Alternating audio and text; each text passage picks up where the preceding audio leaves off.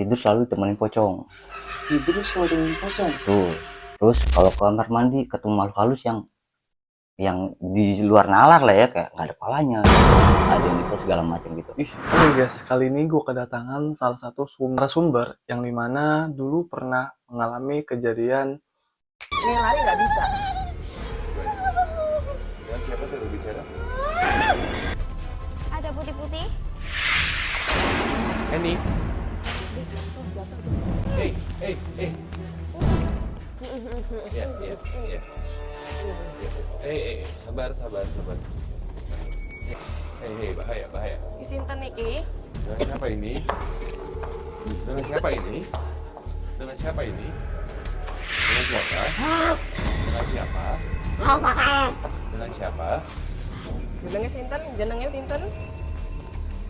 Jenenge sinten? Masya Allah. Jadi peserta kita dia berinteraksi langsung kok dengan sosok perempuan. Ya. Sebenarnya dia begini, peserta kita sudah melihat satu sosok wanita di Ya. arah pojok ketika sedang diajak bicara Ya. dan kita berjemput. Heeh. Makhluk astral itu langsung panik spontan. Seperti Lari. itu langsung. Nih lari nggak bisa. Dengan siapa saya berbicara? Jenenge sapa Mbak Yu? Namanya siapa? Ini sosok yang Di samping situ ya. Baik. Dengan siapa namanya? Siapa? Sinten. Siapa? Heung. Siapa? Jenenge sinten? Hayu. Hayu, baik. Hayu. Weh, Hayu. kowe wedi Hayu. kenapa? Hayu. Galak toh. Hayu. Galak toh. Galak, baik. Hayu.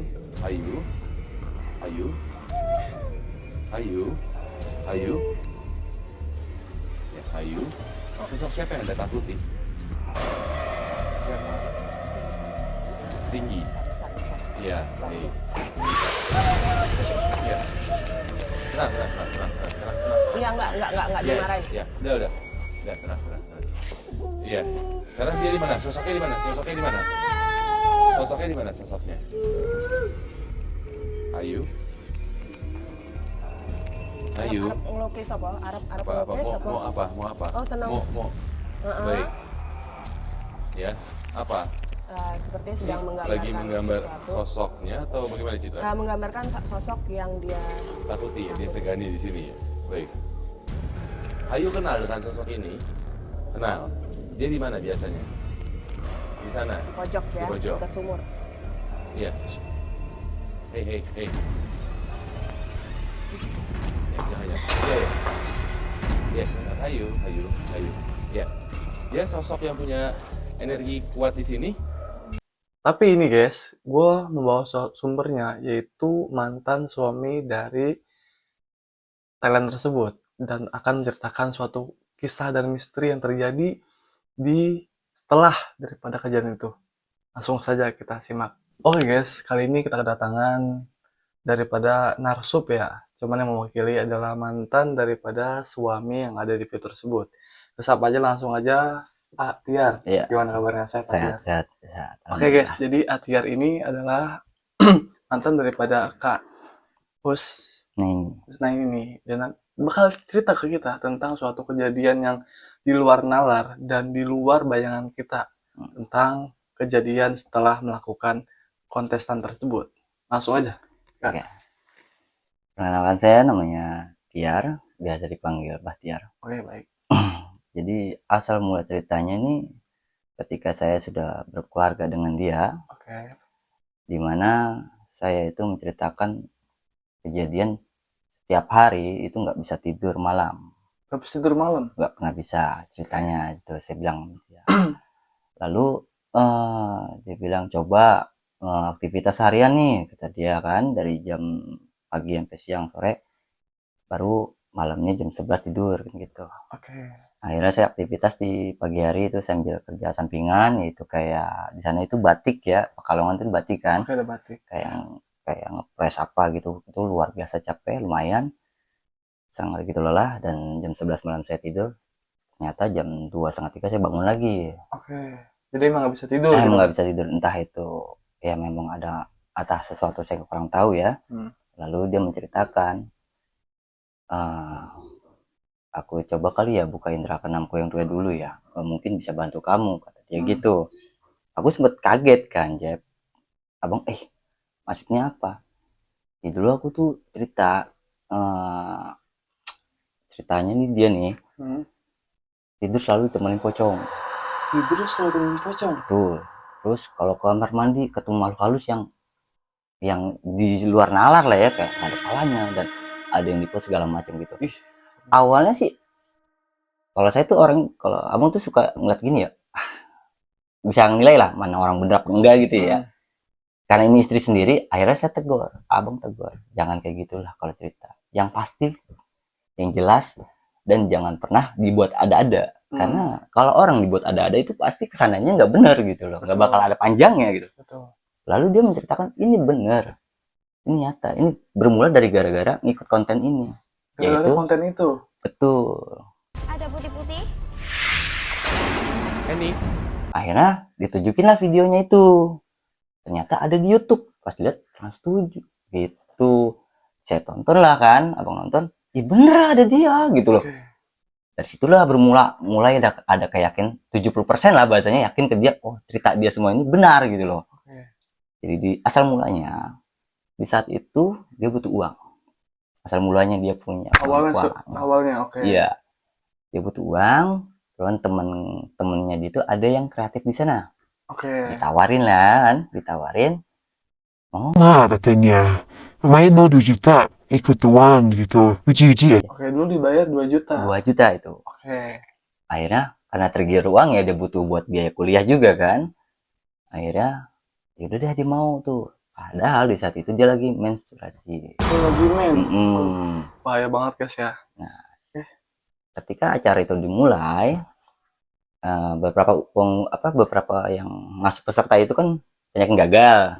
Nah giliran dia nih, pas dia masuk ya dia mulai dah tuh kejadian aneh, kemasukan segala macam. Dan ketika dia kemasukan itu, dia bukannya lagi bahasanya kayak orang nggak ada lagi, bahasanya kayak orang di dalam tubuh tapi ngelihat gitu dirinya gue enggak, tapi dia sedang masuk ke masa lalu makhluk itu. Jadi itu yang dirasakan gitu. Jadi dia bukannya seperti orang kesurupan biasanya nggak sadar kan, tiba-tiba badan udah gimana. Kalau dia nggak, dia masuk masa lalu makhluk astral itu. Jadi masuk makhluk halus masa lalunya sih. Iya, di situ lah. Dari situ ketika dia sadar, ya dia dikasih uang, lalu kan dipulang kan. Entah kenapa selama 2 hari ini dia sakit. Dari abis itu 2 hari sakit. 2 hari sakit, enggak, dia nggak kerja, nggak kuliah. Dan pas dia mulai agak enakan, dia kaget di sampingnya itu ada makhluk pocong. Ada pocong tidur di samping dia. Ya dia ngejerit dong, rame lah keluarganya, cerita, terus dibawa berobat. Besoknya begitu lagi, setiap malam begitu lagi bawa berobat. Sampai akhirnya dari duit 2 juta itu jadi buntung, bahasanya itu jadi rugi buat berobat ke paranormal untuk nutup mata batinnya dia itu. Dapat 2 juta tapi habis buat berobat. Hampir puluhan juta bahasanya kan gitu. Jadi rugi banget lah gitu kan, gara-gara itu doang tuh.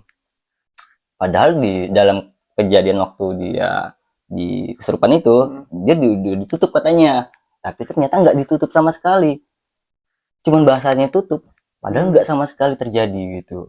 Masih masalahnya kayaknya nggak semudah yang dibalik tangan gitu. Walaupun udah dijelasin udah ditutup gitu. Ternyata enggak. Dibilang udah ditutup tapi kenyataannya enggak sama sekali. Nggak bisa ketutup nggak lah gitu ketutup ya. Lah, gitu. Itu berapa kali berobat juga sama? Udah ada 17 kali. 17 kali? Iya, bayangin ya itu kalau udah 500, ada 300, ada yang 400 gitu kan. Terus begitu, sampai akhirnya ketika di sampingnya pocong itu malam itu, dia masuk ke masa lalu pocong itu. Dia menceritakan pocong itu kejadian kecelakaan ketika dia meninggal. Jadi pocong itu masih tahu, ini loh tempat saya meninggal di sini. Terus kejadian tragedinya begini, ditabrak mobil truk begini. Sehingga dia mati di sini. Dia minta tolong didoakan gitu. Permasalahannya mungkin kalau kita yang normal, ya kita cobain doain ya. Ternyata dia enggak, Kak. Ini enggak gitu. Dicuekin terus aja dimasukin masa lalu sampai keterusan, akhirnya dia cuek, pindah ke belakang lah, pindah kamar. Terus ada kejadian di mana dia pergi ke kamar mandi. Di situ dia ngeliat makhluk lain, begitu banyaknya, yaitu kayak kepala buntung gitu loh. Ada buntung Iya, kamar mandi. betul. Apa yang di pohon, nenek-nenek segala macam. Itu masuk ke dalam tubuhnya dia juga. Dan menceritakan masa lalunya kayak gitu terus. Sehingga bawa lagi berobat. Nah, ada momen di mana dia dibawa sama orang tuanya ke berobat dan itu bisa ketutup. Oke. Dari situlah Itu dia dari mana? untuk daerah Pekalongan tapi agak ke kotaan kita Oke, gitu. Pekalongan ke kota itu sembuh tuh. Kayaknya deket rumah Habib apa ya, Lutfi kalau nggak salah. Oke. Kalau nggak salah ya, kayaknya dari situ. Ketika dia udah mendingan, ini kan dia mulai masuk kuliah kan tuh. Di situ ada circle-circle yang ngobrol-ngobrol lalu ngebahas cerita masalah dia si ini. Oke. Diajaklah si ini masuk ke grup yang lingkungan WhatsApp yaitu ternyata membahas masalah panca indera keenam gitu. Oke. Di situ ini dijelasin kamu itu masuk ke indera keenam. Sebenarnya mata batinmu nggak terlalu ditutup, masih kebuka loh kata dia. Nah, dari situlah menceritakan pengalaman masing-masing dan diceritakanlah Kak. Gitu. Awalnya sih sempat ragu ya, tapi pas sejak ada video kayak gitu dan cerita dari orang tuanya, keluarganya memang kejadian kayak gitu, ya akhirnya ya percaya sama dia gitu. Oke, aku mau nanya, tapi pernah nggak ngerasain hal yang horor atau ketika sama dia atau nggak ada sama Kak Musnaini dulu? Ada. Apa tuh? Boleh Waktu ceritakan? dia bangun tidur sih. Oke. Jadi di mana saya bangun jam 2 ya, biasa lah nggak bisa tiba-tiba bangun kan jam 1 terus jam 2 begadang ya kan.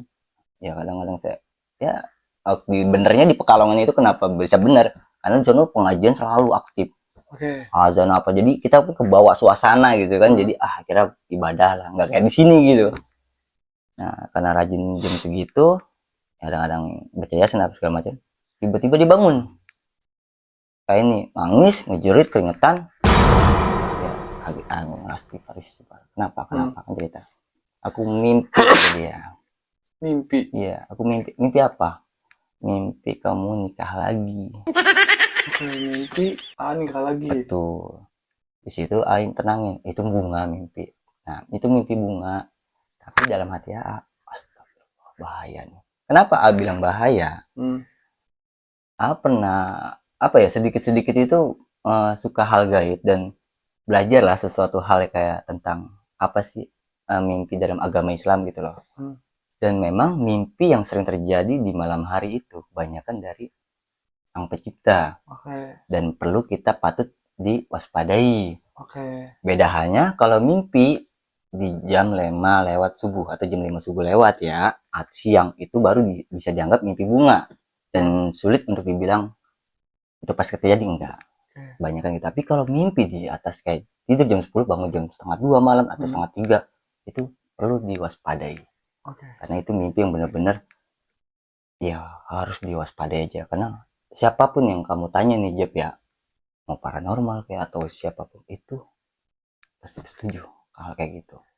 Nah, dari situ dia mimpi seperti itu awalnya ya, karena istighfar itu karena nenangin dia juga gitu ya. Dan itu ternyata terjadi sekarang. Seperti itu aja sih yang menurut A tuh gila indranya nyampe banget gitu loh. Indra keenamnya. Samping horor juga dia juga bisa memprediksi hal-hal yang kedepannya terjadi. Iya, dan sekarang gitu. Kejadian. Iya, sekarang kejadian gitu loh. Jadi guys, ini luar biasa banget daripada cerita Atiar ini. Sungguh membuat kita berkidik ya, bulu merinding lah gitu. Dan sampai kenyataan yang sekarang terjadi. Bahkan sekarang jadi mantan ya.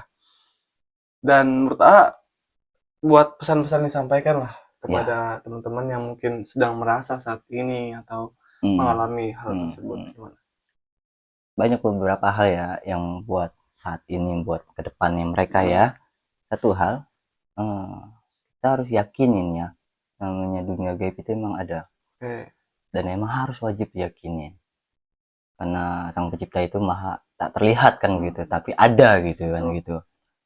Dan kedua, setiap faktor-faktor ya kayak mimpi dan itu perlu dicurigai juga karena mimpi itu tuh anugerah, ya kan?